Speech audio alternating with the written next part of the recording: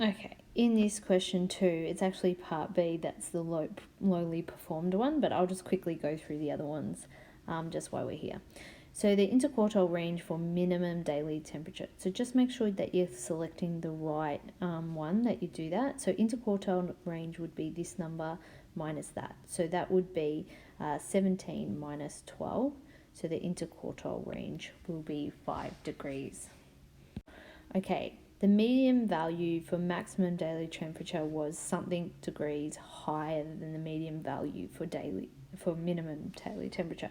So if we look up here, this median one was 25 and this one's 15. So the maximum is actually 10 degrees higher, so that's pretty easy. And the number of days on which maximum daily temperature was less than the median value for minimum. So if you go to the minimum daily temperature, you have there it is, and there's only the one outlier that's lower than that, and because there's only one dot, that's only 1 day. Okay, so it's this question B that we're looking at more importantly. So the temperature difference between minimum daily temperature and maximum daily temperature is approximately normally distributed with a mean of, so I like to pop them in underneath, and a standard deviation. And we know normally distributed, we'll be coming to this graph, the bell shape. Determine the number of days in November for which the temperature difference is expected to be greater than 9.4. So 9.4, if you look at it, is actually the mean. Okay, so if we look at here's the mean on our thing, what's greater than that is actually 50%. So 50% of the days of November, so there's 30 days in November, but they've told you that up here as well. They will always tell you the N. So 50% of 30 is 15 days. So the answer is 15 days. Okay, just be really careful and make sure you determine the number, not the percentage, so I'm careful with that. Okay, the 5 number summary for the distribution of minimum daily temperature for months of February, May and July are shown in the table below. And the associated box plots are shown below. Explain why the information above supports the contention of minimum daily temperature is associated with month. So what we like to say, if you see a change equals associated, or they're associated, or they might say there's a relationship between them, and that's what we say. So because we can see the median is actually dropping, we could say that they're associated. Now this is a 2-mark question. So what you needed to say, you had to explain why, but then you had to use appropriate statistics. So a statement, so I've just put the examiner's report a little bit here. So let's read through that. A statement that a decrease or change in median or signals an association was required. The first required for the first mark to be awarded. Median or IQR values for all 3 months needed to be quoted correctly to get the second mark. So we could write in our question, explain why. We can say, as the months progress, we saw the median minimum temp decrease from, and we can just say Feb, which was 10.9, so they've got it up in the table, to May with 7.5, to July with 5.0. This suggests an association between month and minimum daily temperature. Okay, so just something like that will be fine. Now, I'm just going to say, because it's 36% up there, that's pretty low. You're probably going to get asked to describe something. So look often, they could ask why it isn't associated. So if you see the same, so if the medians were all the same, we'd say there's no association. So just be aware of that. So you might say that. Or, you can look at things like that. So just be aware that they'll probably get you to write a question, but change it around. Okay, question 4. The relative humidity at 9 a.m. and 3 p.m. on 14 days in November in 2000 is shown below. A least squares line is fitted to the data in the aim of predicting the relative humidity at 3 p.m. When they say that anything that's predicting, that's the response variable. So we know that 3 p.m. is the response variable. So when it says name the explanatory variable, everyone was pretty good at saying the 9 a.m. relative humidity. Okay, so that wasn't really the problem because that was 84%. So it's next one. Determine the intercept and the slope of the least squares regression line. So intercept and slope, that's the intercept is our A value and is our B value. Now we have to be careful, it's asking for 3 significant figures. So I've popped my 2 lists in and I've done a lim reg and I've got my A and B. So they're saying to 3 significant figures. So here I go 1, 2, 3. I'll look at the 4th, which is a 1. So it is not going to round up, so it'd be negative 1.26.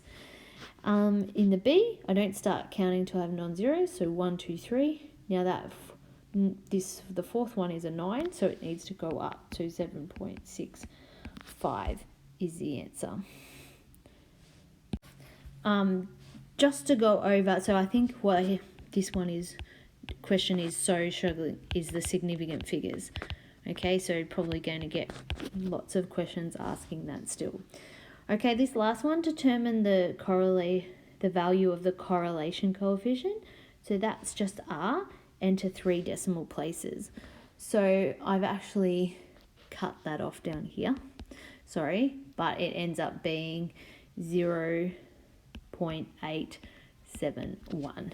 Okay, so 3 decimal places just means you all know how to do that. Okay, so in this graph, they've plotted the pressure at 9 a.m. and pressure at 3 p.m. And they've created a scatter plot. And they've said here's the equation down here. So we've got our A and our B value here. Okay, so whenever it says here, interpret the slope.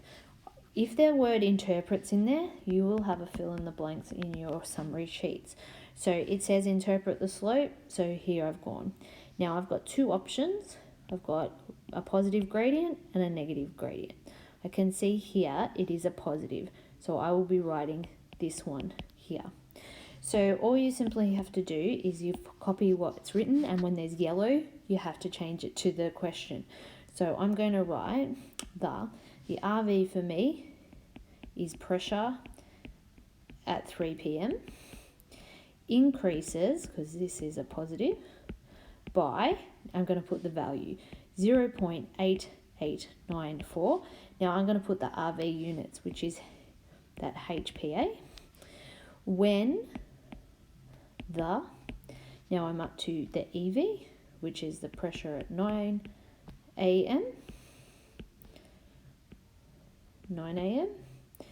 increases by 1, and I have to put the EV units, which is HPA as well.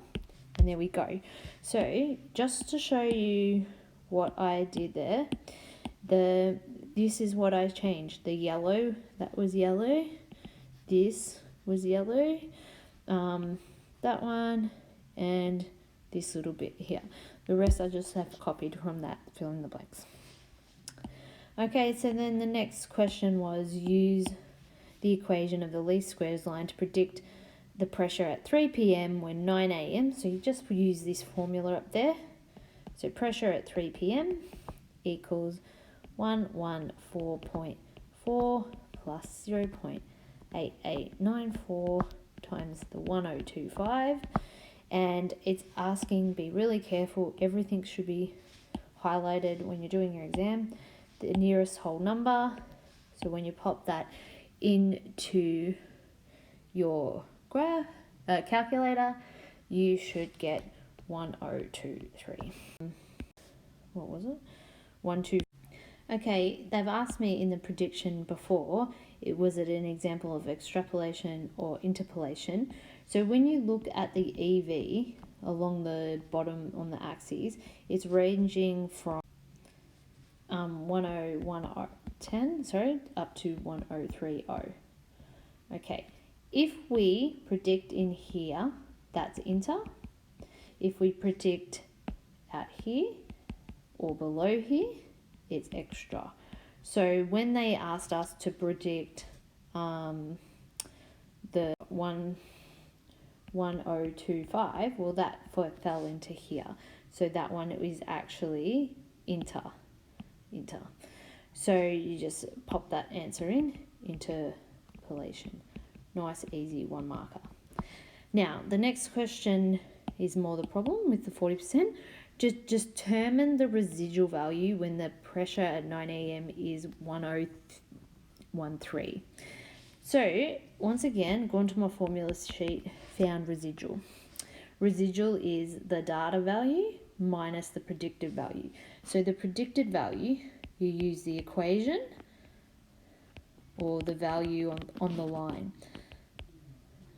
or the value on the line, and the data value is either in the table of values or the dot on the thing. So let me go and look at the question. They're saying at 1013, which is actually this line here. So I can see that's 1013. So I can read off the dot is actually 10 things. So if I go up here and I write residual equals the actual, so I've just read off the actual 1015 minus the predicted. So the predicted is when I use the equation. So just pop the equation here. So the equation would be 111.4 minus 0.8894 times the 9 a.m., which is 1013. And so you pop that in and you get a residual of 2.637, blah, blah, blah. But once again, always check nearest whole number.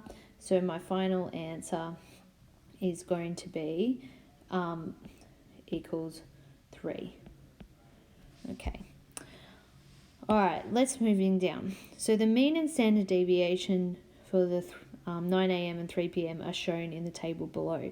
So once again, they start showing the mean and standard deviation. Work out which one's x. This one's x, and this was on the y-axis.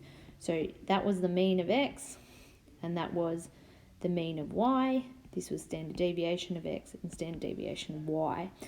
Okay, it says use the equation of the least squares line in table 4 to show that the correlation coefficient for the data to 3 decimal places is that.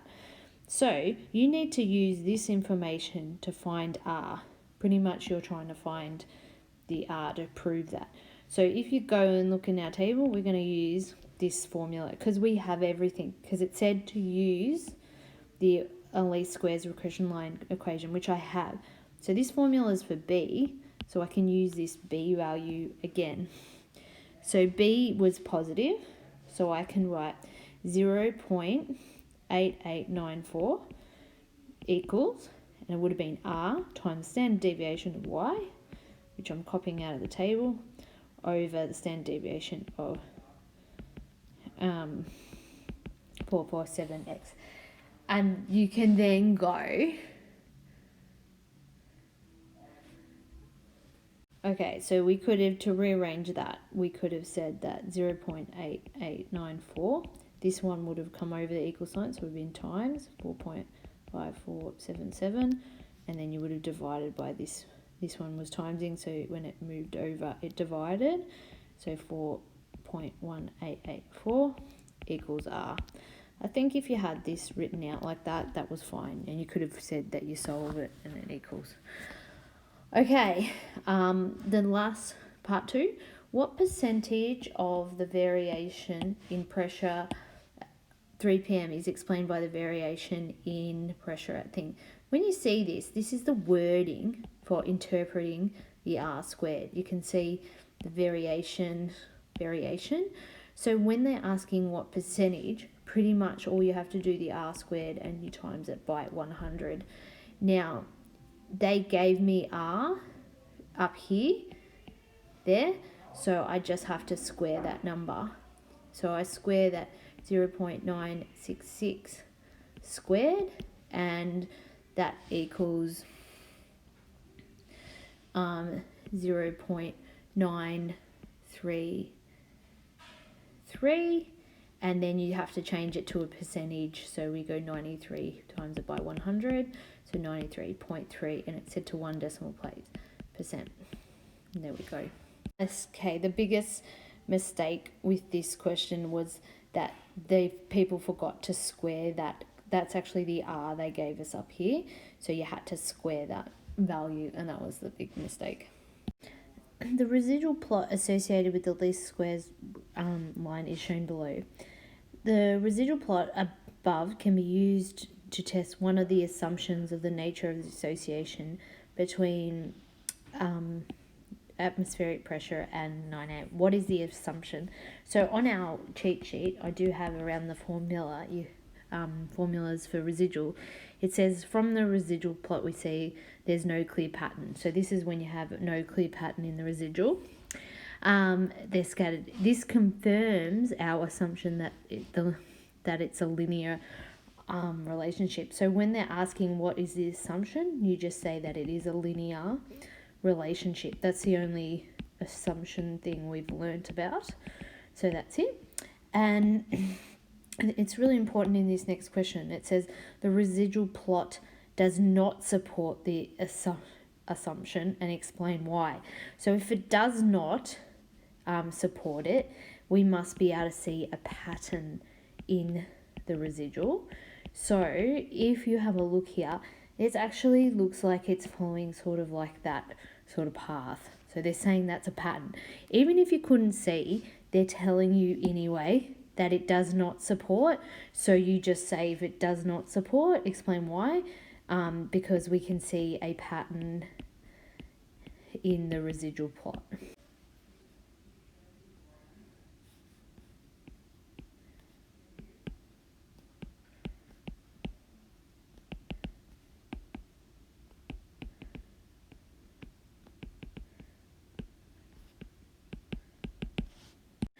Okay, in this question 6, we're going to be looking at time series and in particular seasonal index. And they're showing us seasons over multiple years. So this is multiple years. So we have to be careful when we're working these things out. So I'm just looking at the first question. Use the table 5 to find the seasonal indices for summer, autumn and spring, and write your answers down in table 6 to 2 decimal places. So pretty much the question is the seasonal indices you have to find. So that's seasonal indices for multiple years. So here I've shown you in our notes, we actually had 1, 2, 3 years that we had to do. And you can see that the first thing that I did when we had multiple years is you need to get the yearly average. So the yearly average is when you add them all up and you divide by how many seasons there are. So you can see here, I'm doing that in our question on the exam. I've added these numbers up and divided by 4 and I get the seasonal average.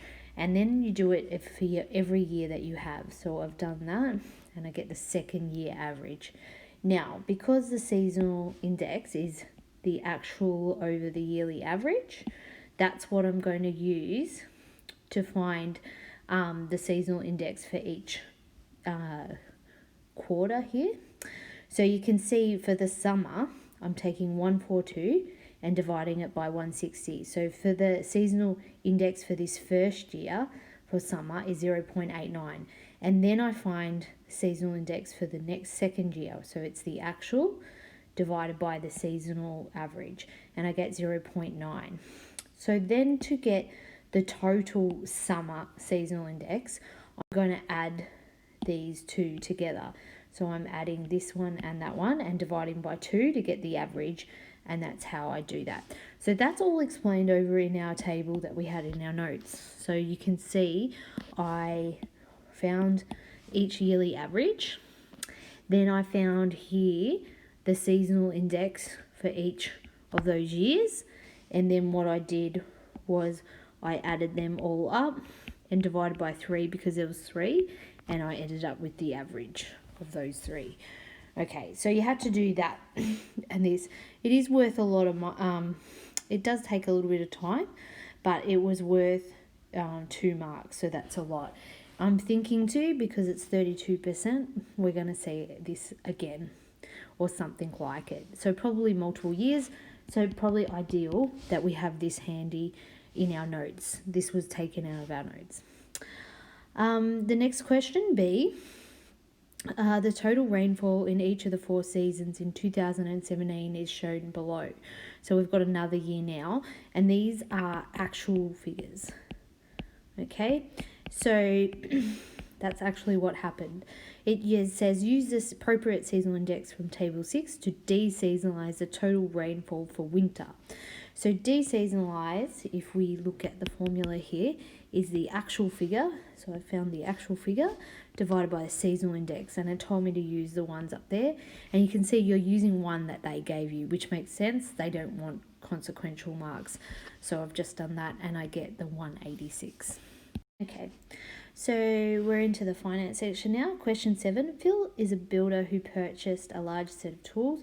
Phil's tools depreciate using the reducing balance method. So that's important to know. So you check that out. And it says the tools in dollars after n years can be modeled by this formula. So here, this is a recursion formula. It says use the recursion to show the value of the tools after 2 years is this. So when they ask that, you really need to show you're working out. So you need to show that V1 would have been 0.9 times 60,000, and you get an answer, and you do that.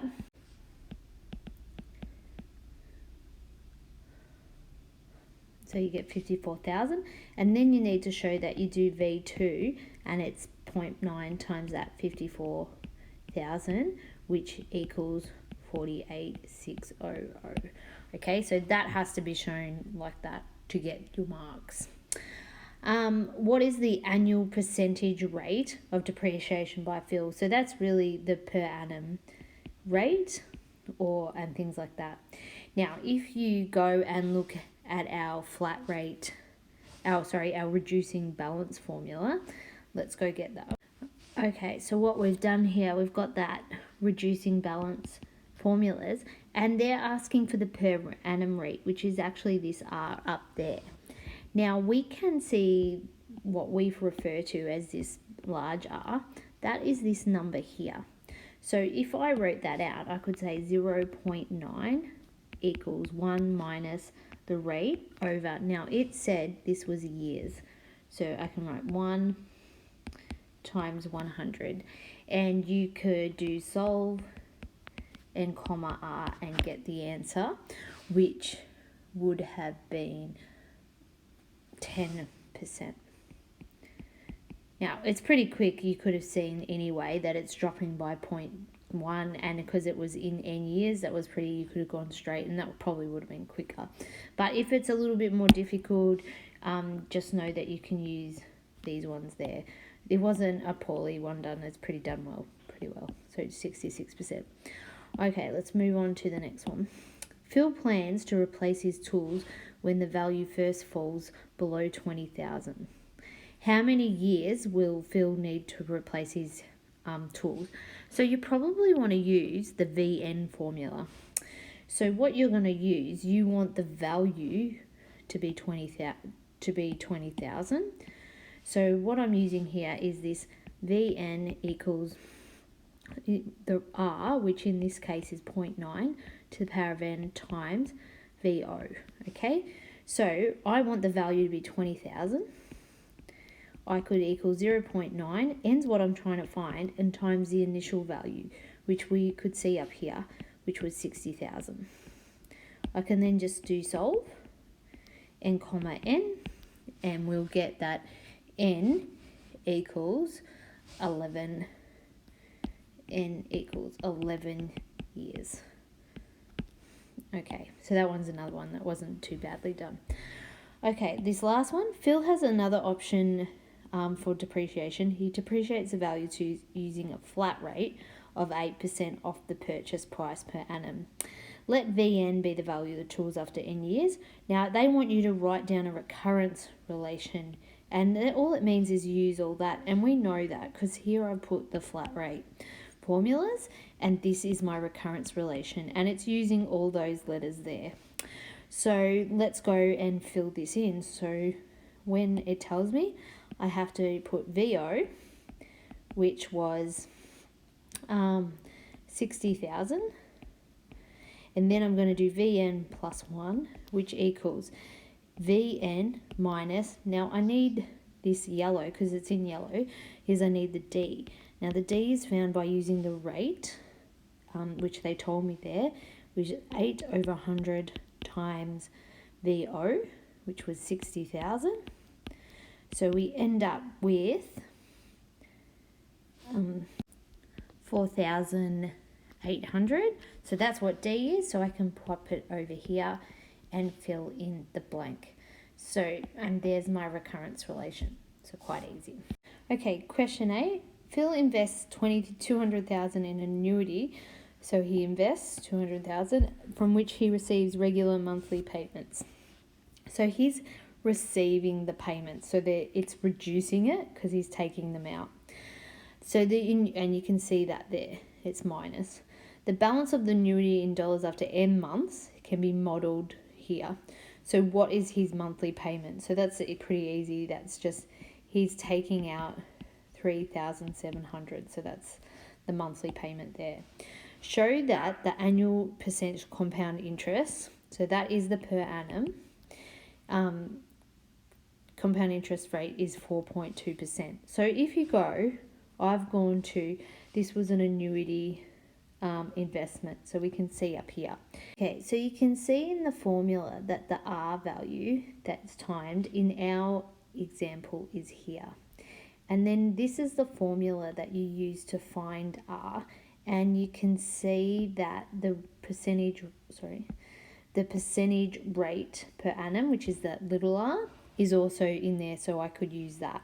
So what I'm going to do is I'm going to use that knowledge. I'm going to say, well, so I'm saying that R equals 1 plus the little rate over the PPY over 100. So I could write out, I know the big R is 1.0035. I'm going to let it equal 1 plus, now the rate is what I'm trying to find, over PPY. Now this was for months, so over 12, over 100. And if I write that, and I can even just tell them that I'm going to solve, I'm going to solve for that, comma R, and then you can just write that R ends up equaling 4.2%. Okay. Okay. The next question, at some point in the future, the annuity will have a balance that is lower than the monthly payment. Okay, so the monthly payment, remember, was 3,700. What is the balance of the annuity when it first falls below the monthly payment amount? Round it to your nearest investment. Round to your nearest cent. Okay, so what I want it to do, I want to know when the final value is this. Now, because this is an investment, it's taking money out, it would still be a positive. So when is it positive like that? So first I want to know, so I really want to know how long. So the N is the question. So you can see up here, we've popped that in. We've put the percentage rate, we've put the initial annuity was 200,000, so it's an investment, so it's negative. He's getting the payments, and I want to know when the value is 370, and this is monthly. So we will see up here that it's 59.02 when it reaches that. So what is the balance of the annuity when it first falls to that, below that? So at 59, it's not there. At 59.02, it's there. So we're going to go to 60 payments, okay? Because it's not there at 59, so we have to go to the next one. So I'm going to say, so it says what is the balance? So I've changed now into 60, and FV is my question. So I pop that in, and when we're at 60, what's the balance? The first time it's below, and it says to the nearest cent, so I put 90, so put the answer final value, which is 92.15, and that's it.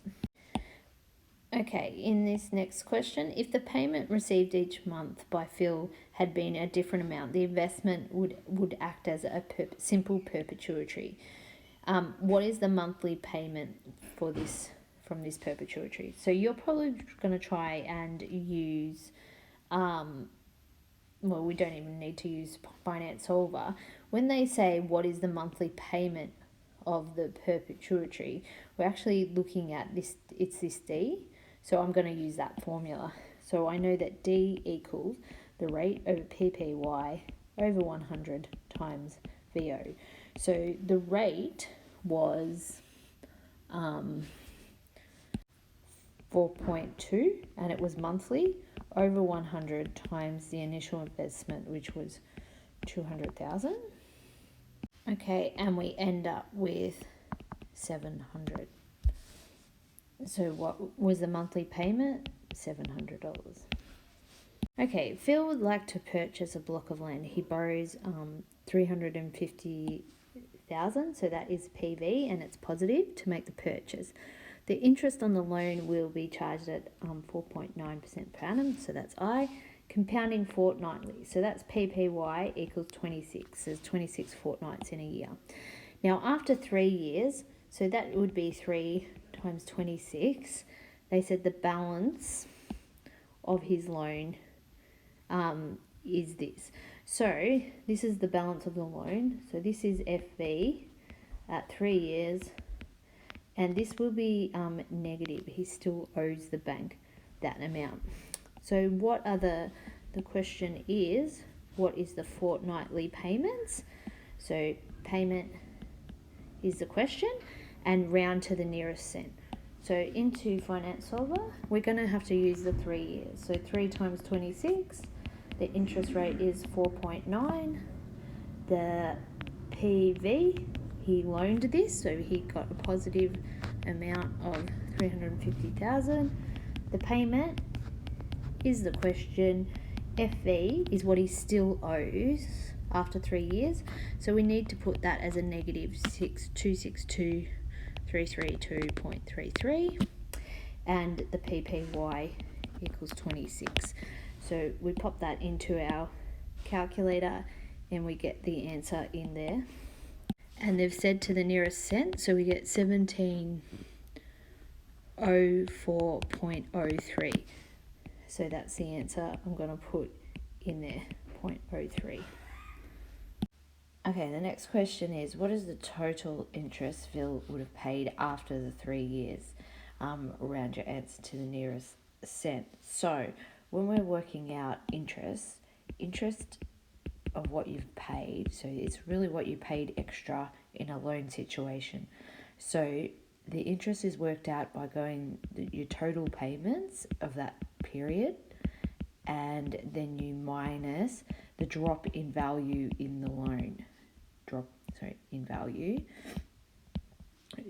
in the loan. So if we were to use this scenario, so we just worked out the payments up there, so, and they're talking about the 3 years, so I'm going to say 3 times 26, because he was paying them fortnightly, and he's paying that 1704.03. So that's everything he's paid. Now minus the drop in the loan. So his loan was originally 350,000, and now we're going to minus what it is at, which they gave also up here, which is 26232. 332, sorry. So you've got to be careful with your numbers, make sure you type them in right. 33233, and we'll get the answer, which ends up being 45246.67. So that's the interest paid there. So had you got the A wrong with the payment, if you showed your working out down here in B using your incorrect answer, you would have got a consequential mark, but only if you showed your working out and that the working was correct in the theory that you were doing. Okay, on to the next question. Over the next 4 years of his loan, Phil will make monthly payments of 3,517 and so on. So that's a negative payment because he's paying back the bank. Will be charged at interest rate of 4.8 per annum compounding monthly. So I and PPY have just been given. The balance of the loan after these years, and months after these changes apply. Let BN be the balance. Write down the recurrence relation in terms of BO, BN plus 1 and BN to be used to model the balance loan over these 4 years. So we've got to be careful that this is over the next 4 years that they want this scenario. So really, remember, this is like you're changing into a new scenario. So your BO is going to be what's happening in the next 4 years. So we're going to take his balance as 262 because we're going to pretend we're beginning again. So we'll say this is the initial beginning balance. It's like we're going to loan again. Now, if you look here, I've found on our formula sheet how we can do a recurrence relation for a loan. So we've written VO, and now we need to get the VN plus 1, but we've got to use the letter B in this scenario. Now we've got to work out the R. So the R is going to be 1 plus the rate, which is 4.8 over PPY over 12 over 100, and then we will times BN, so that's the big R value there, and then we'll minus the payments, which they did tell us was 3517.28. So just to tidy up this, the R value here, so I'm talking about this R value, just to tidy that up into a decimal, it will look like this. It'll be 1.004 BN minus 3517.28. So that's your BN plus 1. So to do a recurrence relation, we need to make sure we have that part and also that part, which we do now. Okay, we then move on to the matrices section.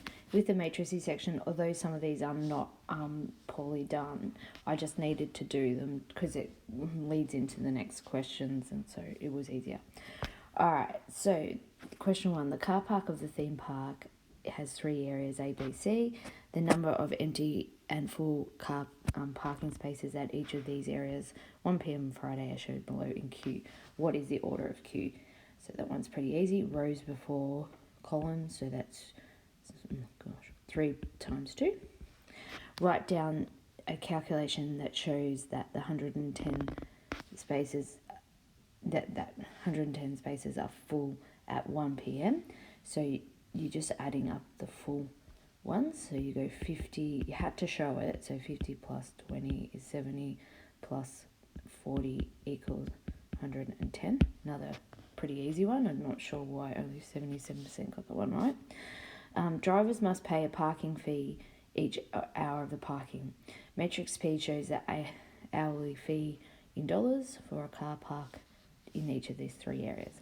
The total parking fee in dollars collected from the 110 cars, if they were parked for 1 hour, is calculated as followed. So there, where the matrix L is a 3 by 1, write down matrix L. So what you could do is sometimes like you use your paper. So you've got your 3 by, it's going to be P times L. So you've got 1.3, 3.5 and 1.8. And you're going to be multiplied by L, which is a 3 by 1. So we've got this 3 spot like that. And it's going to give us the total value, which is 207. Okay, so this is the total value. So what you have to think about is when you're doing like manual multiplication, what do? We go run, and then we dive down here. So what we would really want L to be, this is the car parking fee of A at the time. So we want to multiply this $1.30 by all the people in A for this 1 hour. So if we look up there, we've got 50. So we want 1 point times 50. And then when you remember we run and dive, we actually add the next bit, which would be $3.50 times this number. So that's $3.50 is the car parking fee for B. So we want to, there's 20 there. And then the last one was C is 40. So you can see when you multiply that, you'll get your answer. So write down matrix L. We've got 50, 20, and 40. The number of whole hours at each of the 110 cars has been parked at 1 p.m. below. It shows the number of cars parked for 1, 2, or 3 hours in each area. Okay. Matrix RT is the transpose of R. So transpose means we swap rows and columns. So all we have to do is when they're asking us to complete that, this row is going to become a column, and the first row becomes the first column, and then the second row becomes the second column, and so on. So I'm simply writing the rows down as a column. So now you've got to remember that these are hours across here, and these are the area. So if you're, 1, 2, 3, 4 hours, and A, B, C. Okay, explain what the element row 3 and column 2 of RT, so the transpose one. So you have to explain what row 3, so that's down here at C, and column 2, so it's here. So that's the number of cars parked at C for 2 hours. So you can just write that. Number of cars parked at area C for 2 hours. Okay, the theme park has 4 locations: Air World, Food World, Ground World, and Water World. The number of visitors at each of these 4 locations is counted every hour. By 10 a.m. On Saturday, the park has reached its capacity of 2,000 visitors. So there's a maximum, and could take no more visitors. The park stayed at capacity until the end of the day. The matrix SO shows the number of visitors at 10 a.m. on Saturday. What percentage of the car park's visitors were at Waterworld? So what I want you to get into the habit of, when you say a percentage or what's the percentage, always write how you work out the percentage. So percentage is always the amount over the total times 100. So when they tell you what percentage of the car park's visitors, so that's all the car park's visitors. So we have maximum of 2,000 visitors were at Waterworld on Saturday. So we've got out of the 2,000, that's our total. Then we've got the Waterworld, which we've got is 400, and then we're going to times by 100 to get the percentage, which is 20%. So that one was done well, you can see with 91%. Okay, let SN be the state matrix that shows the number of visitors expected at each location n hours after 10 a.m. on Saturday. The number of visitors expect at each location n hours after 10 a.m. on Saturday, determined by the recurrence relation below. So they're just showing you here, you can get the next state by using this transition times the state before. So complete the state matrix S1 to show the number of visitors expected at 11 a.m. So 11 a.m. is S1. So all we need to do is get this transition matrix and times it by that SO up over here, and we'll get an answer, and we fill in the blanks. So it's 300, 780, and 8. Oh, sorry, 620 for this one. Okay, of the 300 visitors expected at Ground World at 11 a.m, what percentage was either at Air World or Food World at 10 a.m? So, was it either at 10 a.m? So, you got to remember here again, we're getting that percentage again. So, what percentage? That's a question. So, when we find a percentage, it's always the amount over the total times 100. So what we're going to be careful is we're looking when they say the total is generally of the how many people. So we can see of the 300 visitors at Ground World. So we've got 300 visitors at Ground World at 11 a.m. So they said what percentage was either at Air World or Food World at 10 a.m. So we need to go look and see how many change over. So we'll go back, I'll grab that stuff. So what I've done is grab the transition matrix, and also this is at 10 a.m. and this is obviously Air, F, G and W, and here's a transition. So they want to know how many of the ones that made it to Ground World of the 300, how many came from Air World and Food World. So what you want to look at is that you're going from Air World and you want to get to Ground World. So 1% of Air World will change to Ground World. So really you look at this and you're saying 1% of the 600, which would be 60. And then you've also got Food World. So of Food World going to Ground World, you've got 20%. So really what you're saying is you want 20% of the Food World, which was also 600, which would equal 120. So in total, there was those two. So we've got the 60 plus the 120, and we'd be timesing by 100 because we're getting a percentage. So we do that. And the answer ends up being 60%. Okay, the proportion of visitors moving from one location to another each hour on Sunday is different from Saturday. Matrix V below shows the proportion of visitors moving from one location to another each hour on 10 a.m. on Sunday. So we're getting a new transition matrix here. Matrix V is similar to Matrix T, but has the first two rows of Matrix T interchanged. So these two, everything's the same except for these two, and they have been swapped around. Okay, the matrix product that generates matrix V from matrix T is given here, where matrix M is a binary matrix. Binary matrix just means ones and zeros only. Okay, so it says write down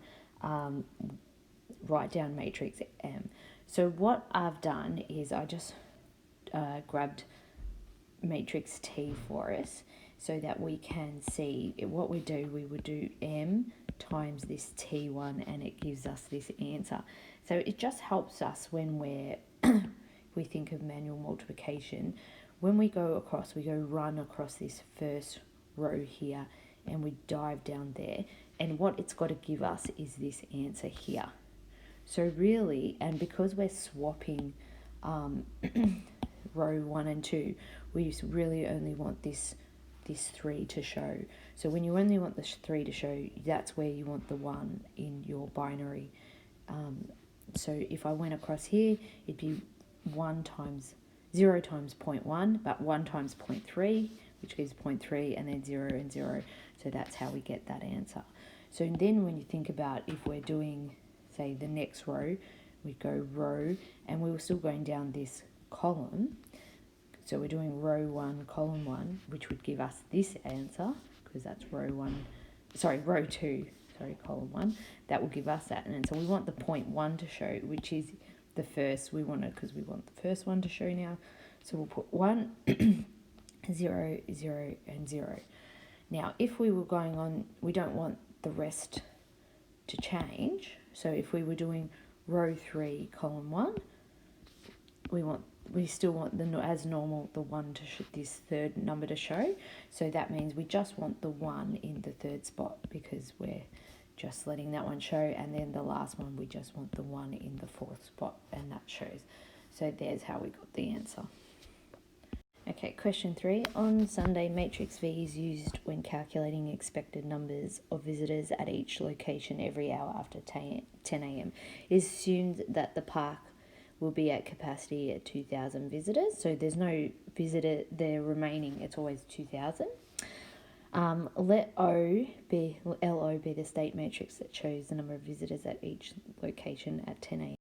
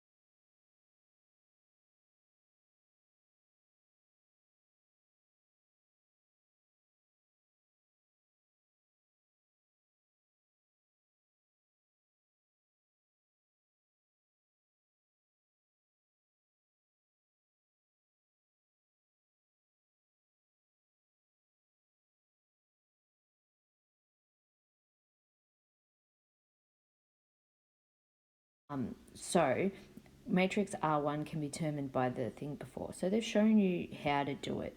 So at the moment we have, you need to, this one is really back here. This is LO, really the same thing. So this part we've just done. So we've done that, and you can see over here that that's when we found out there was too many at Airworld. So now this B is going to form a matrix where we have to adjust it. So we want to move, so this B, we want to move 210 from here, because that would make it 600, and we want to move them into ground world, which is this third one down. Okay, so we're taking out 210 from A, but giving 210 to ground world. So when they say determine matrix B1, so what I need to do is it'll have to be that I minus out of A, and I give 210 to ground world, and the rest I just leave the same. So you'll have a matrix like that. Now, just be careful, we're going into the next part where it says the state matrix R2 can be determined by using the new rule. So you're going to do V by R1. So what you're actually doing is here, I've done it over here. We've got V, but this is R1, because once we add this, we did before, when we do the adjustment, this is what it looks like at all the parks. So that's R1. And we've got to use that when we times it out. So we times that out, and you can see we get this answer. So once again, we've got to do it again, because we have to use this B2 to adjust the people. So we need to take out 186 here and put it into ground world, but we've also got to take out 44 here and put it into ground world. So ground world's getting 186 plus 44 put into theirs. So we needed to do that. So if you add 186 plus 44, you get 230, and that's why I've got the plus 230 and the minus here. So if we do this to what we've calculated, we end up with what's happened, and that is R2. And so we pop that into our answer. So 600, 288, 512, and 600, like so. Okay, so this last question was an example of recursion with matrices. So when we have these steps and we're adding one, how do we get the next term? So we can see, be careful, we can see it was done very poorly. So I'm really thinking that you'll be getting questions like this again. So just practice those ones, and you can have a copy of this in your notes.